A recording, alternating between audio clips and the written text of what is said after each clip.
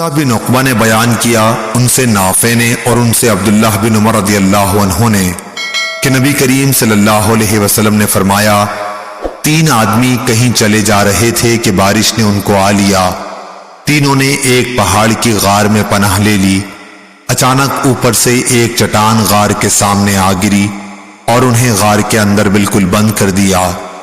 اب ان میں سے بعض لوگوں نے کہا کہ تم اب اپنے ایسے کاموں کو یاد کرو جنہیں تم نے خالص اللہ تعالیٰ کے لیے کیا ہو، اور اسی کام کا واسطہ دے کر اللہ تعالیٰ سے دعا کرو، ممکن ہے اس طرح اللہ تعالیٰ تمہاری اس مصیبت کو ٹال دے۔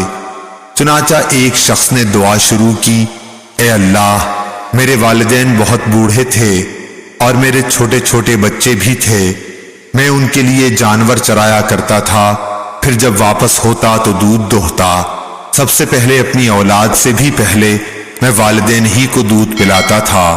ایک دن دیر ہو گئی اور رات گئے تک گھر واپس آیا، اس وقت میرے ماں باپ سو چکے تھے، میں نے معمول کے مطابق دودھ دوہا اور اس کا پیالہ لے کر میں ان کے سرہانے کھڑا ہو گیا۔ میں نے پسند نہیں کیا انہیں جگاؤں، لیکن اپنے بچوں کو بھی والدین سے پہلے پلانا مجھے پسند نہیں تھا۔ بچے صبح تک میرے قدموں پر پڑے تڑپتے رہے، پس اگر تیرے نزدیک بھی میرا یہ عمل صرف تیری رضا کے لیے تھا تو غار سے اس چٹان کو ہٹا کر ہمارے لیے اتنا راستہ بنا دے کہ آسمان نظر آ سکے۔ چنانچہ اللہ تعالیٰ نے راستہ بنا دیا اور انہیں آسمان نظر آنے لگا۔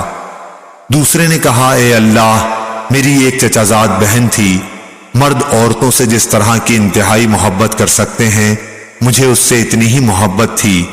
میں نے اسے اپنے پاس بلانا چاہا لیکن وہ 100 دینار دینے کی صورت میں راضی ہوئی۔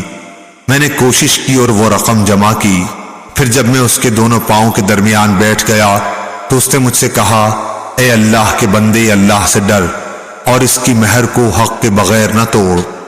میں یہ سنتے ہی دور ہو گیا، اگر میرا یہ عمل تیرے علم میں بھی تیری رضا ہی کے لیے تھا تو اس غار سے پتھر کو ہٹا دے۔ پس غار کا منہ کچھ اور کھلا۔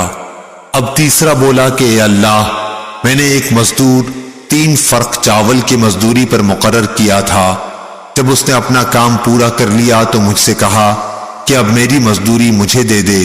میں نے پیش کر دی لیکن اس وقت وہ انکار کر بیٹھا۔